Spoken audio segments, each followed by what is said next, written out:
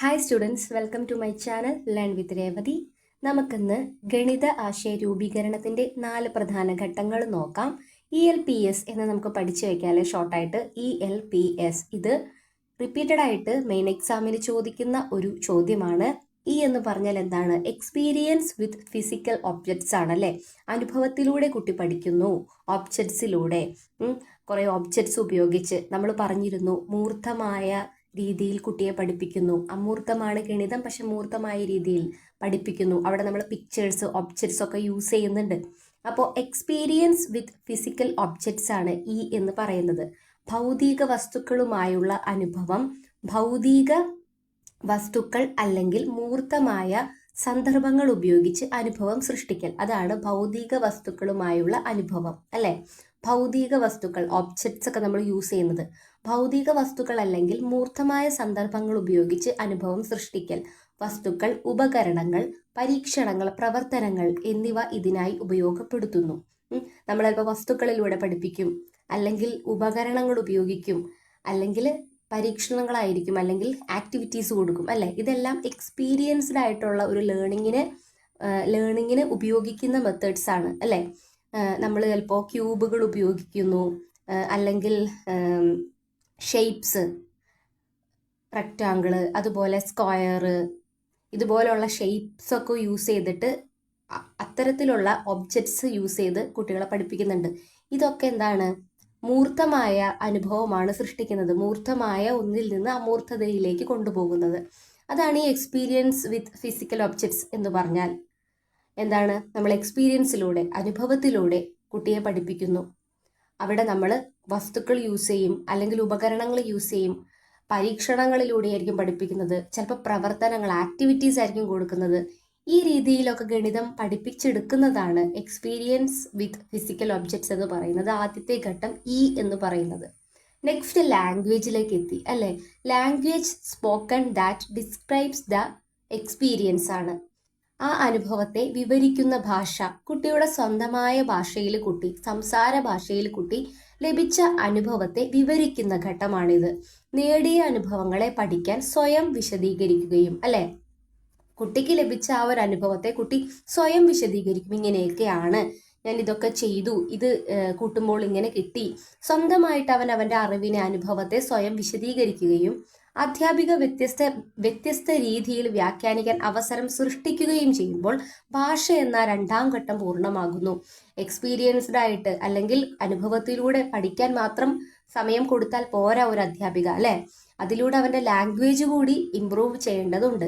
അപ്പോൾ അധ്യാപിക അതിനുള്ള അവസരം കൊടുക്കുകയാണ്. ലഭിച്ച അനുഭവങ്ങളെ സ്വയം വിശദീകരിക്കാൻ, അതും വ്യത്യസ്തമായ രീതിയിൽ വ്യാഖ്യാനിക്കാനുള്ള അവസരം അധ്യാപിക ക്ലാസ് റൂമിൽ നൽകുമ്പോൾ ഓരോ കുട്ടിയുടെയും ഭാഷ എന്ന 2ാം ഘട്ടം പൂർണ്ണമാകുന്നു. നെക്സ്റ്റ് ആണ് എന്ന് പറയുന്ന ഘട്ടം. പിക്ചേഴ്സ് ദാറ്റ് റെപ്രസെന്റ് എക്സ്പീരിയൻസ് അല്ലെ. ഇത് ഈസി ആയിട്ടുള്ളൊരു മെത്തേഡാണ്. അനുഭവത്തെ പ്രതിനിധീകരിക്കുന്ന ചിത്രങ്ങൾ. നമ്മൾ പഠിച്ച അറിവ് അല്ലെങ്കിൽ പഠിച്ച അനുഭവത്തെ ബേസ് ചെയ്തിട്ടുള്ള ചിത്രങ്ങൾ യൂസ് ചെയ്യാണ്. നേടിയ അനുഭവങ്ങളെ ചിത്രങ്ങൾ, ചിഹ്നങ്ങൾ, മാതൃകകൾ, ഗ്രാഫുകൾ, ചിത്രീകരണങ്ങൾ എന്നിവ ഉപയോഗിച്ച് പ്രതിനിധാനം ചെയ്യുമ്പോൾ ചിത്രങ്ങൾ എന്ന ഘട്ടം പൂർത്തിയാകുന്നു അല്ലെ. കുട്ടിയെ പഠിപ്പിക്കാൻ നമ്മൾ എന്താണോ പഠിപ്പിക്കാൻ ഉദ്ദേശിക്കുന്നത്, ഏത് ടോപ്പിക്കാണോ ആ ടോപ്പിക്ക് ചിത്രത്തിലൂടെ പഠിപ്പിക്കുക, ചിഹ്നങ്ങളിലൂടെ പഠിപ്പിക്കുക, അല്ലെങ്കിൽ എന്തെങ്കിലും മാതൃകയിലൂടെ പഠിപ്പിക്കുക, ഗ്രാഫ് അല്ലെ. ഇതൊക്കെ ചിത്രീകരണത്തിന്റെ ഭാഗമാണ്. അപ്പോൾ പഠിപ്പിക്കേണ്ട എന്തെങ്കിലും ഒരു സംഗതി പിക്ചറൈസ്ഡ് ആയിട്ട് നമ്മൾ പഠിക്കുകയാണ് അല്ലെ. അപ്പോൾ പഠിപ്പിക്കുകയാണ്. അതാണ് ഇവിടെ പിക്ചേഴ്സിലൂടെ അല്ലെങ്കിൽ എന്ന് പറയുന്ന ഘട്ടത്തിൽ വരുന്നത്. ചിത്രീകരണങ്ങൾ ഉപയോഗിച്ച് കുട്ടികളെ പഠിപ്പിക്കുമ്പോൾ ഈ ഒരു ഘട്ടം പൂർത്തിയാകുകയാണ്.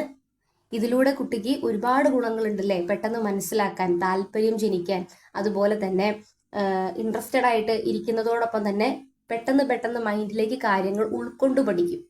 താല്പര്യമില്ലായ്മ മാറുമ്പോൾ തന്നെ ഒരുപാട് സ്വന്തമായിട്ട് നമുക്ക് ഗ്രാസ്പ് ചെയ്തെടുക്കാൻ സാധിക്കും അല്ലെ. നമ്മൾ ആരുടെയോ താല്പര്യത്തിന് വേണ്ടിയിട്ട് നമുക്കൊരു താല്പര്യം ഇല്ലാതെ പഠിക്കുമ്പോഴാണ് ഒന്നും കിട്ടാത്തത്. പക്ഷെ എന്തെങ്കിലും ഒരു മെത്തേഡ്സ്, ഓരോ കുട്ടിക്കും പല മെത്തേഡ്സിലൂടെ പഠിക്കാനായിരിക്കും ഇഷ്ടം. അപ്പോൾ ഈ രീതികളെല്ലാം തന്നെ യൂസ് ചെയ്യുമ്പോൾ ഓരോ കുട്ടിയിലും അതെന്ത് ഇമ്പാക്ട് ചെയ്യും എന്നാണ് പറയുന്നത്. അപ്പോൾ പിക്ചേഴ്സ് ദാറ്റ് റെപ്രസെന്റ് എക്സ്പീരിയൻസ് എന്ന് പറയുന്ന ഘട്ടം. നെക്സ്റ്റ് ലാസ്റ്റ് സ്റ്റെപ്പാണ് എന്ത് symbols used that generate the experience എന്ന് പറയുന്നത്. സിമ്പിൾസ് യൂസ് ചെയ്യാണ് ആ അനുഭവത്തെ സൃഷ്ടിക്കുന്നതിന് ഉപയോഗിക്കുന്ന ചിഹ്നങ്ങൾ. അനുഭവങ്ങളെ തന്നെയാണ് കുട്ടി സൃഷ്ടിക്കുന്നത് അല്ലേ? ഗണിതപരമായ അനുഭവങ്ങൾ. ആ അനുഭവങ്ങളെ സൃഷ്ടിക്കാൻ വേണ്ടി കുട്ടി ചിഹ്നങ്ങൾ യൂസ് ചെയ്യാണ്. നേടിയ അനുഭവങ്ങൾ, ഭാഷ, ചിത്രം എന്നിവയ്ക്ക് പുറമെ, ഭാഷയും ചിത്രമൊക്കെ നമ്മൾ മുന്നത്തെ ഘട്ടങ്ങളിലൊക്കെ യൂസ് ചെയ്തു. ഇതിനൊക്കെ പുറമെ കുട്ടി സിംബൽസിലേക്ക്, ചിഹ്നങ്ങൾ, അക്കങ്ങൾ, ചരങ്ങൾ, മറ്റ് സങ്കേതങ്ങൾ എന്നിവ ഉപയോഗിച്ച് പ്രതീകാത്മകമായി സൂചിപ്പിക്കാനുള്ള ശൈലിയാണ് അല്ലെങ്കിൽ സൂചിപ്പിക്കാനുള്ള ശേഷിയാണ് ഇവിടെ കുട്ടിക്ക് വളരുന്നത്. അപ്പോൾ നമ്മൾ എക്സ്പീരിയൻസ്ഡ് ആയിട്ടുള്ള ഒരു ലേണിംഗ് കുട്ടിക്ക് പ്രൊവൈഡ് ചെയ്തു. അതുപോലെ തന്നെ ഭാഷയിലൂടെയൊക്കെ കടന്നു വന്ന് പിക്ചേഴ്സിലൂടെ എല്ലാം പഠിച്ച് കുട്ടി നേരെ മാത്സിലെ സിമ്പിൾസിലേക്ക് ഇറങ്ങിയേക്കുവാണ്. ചിഹ്നം, അക്കം, ചരം ഇതൊക്കെ യൂസ് ചെയ്തിട്ട് അവന്റെ പ്രതീകാത്മകമായ ശൈലിയെ ഇംപ്രൂവ് ചെയ്യാൻ വേണ്ടിയിട്ട് സഹായിക്കുകയാണ് ഈ ഒരു ഘട്ടം.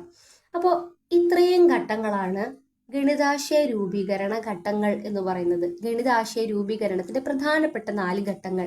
ELPS എന്ന് പഠിച്ചു വെക്കുക. E എക്സ്പീരിയൻസ് ആണെന്നും, L ലാംഗ്വേജ് ആണെന്നും, P പിക്ചേഴ്സ് ആണെന്നും, S സിംബൽസും ആണെന്ന് ആദ്യം തന്നെ മനസ്സിലാക്കുക. എന്നിട്ട് എക്സ്പീരിയൻസിലൂടെ കൊടുക്കുന്ന ഗണിത പഠനം, അതുപോലെ ലാംഗ്വേജിലേക്ക് എത്തുമ്പോഴെങ്ങനെ, പിക്ചേഴ്സിലേക്ക് എത്തുമ്പോഴെങ്ങനെ, സിംബൽസിലേക്ക് എത്തുമ്പോഴെങ്ങനെയെന്ന് സ്വന്തമായി മനസ്സിലാക്കി ഈ ക്ലാസ്സിൽ കിട്ടിയ വിവരങ്ങളൊക്കെ യൂസ് ചെയ്തിട്ട് എന്ത് ചെയ്യുക, പരീക്ഷയ്ക്ക് നല്ല രീതിയിൽ എഴുതുക.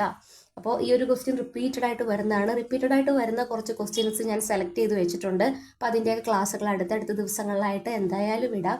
എല്ലാവരും നല്ല രീതിയിൽ പഠിക്കുക, എല്ലാവരും പാസ്സാകും. അപ്പോൾ നമുക്ക് നെക്സ്റ്റ് ക്ലാസ്സിൽ അടുത്തൊരു ടോപ്പിക്കുമായിട്ട് വീണ്ടും കാണാം. താങ്ക്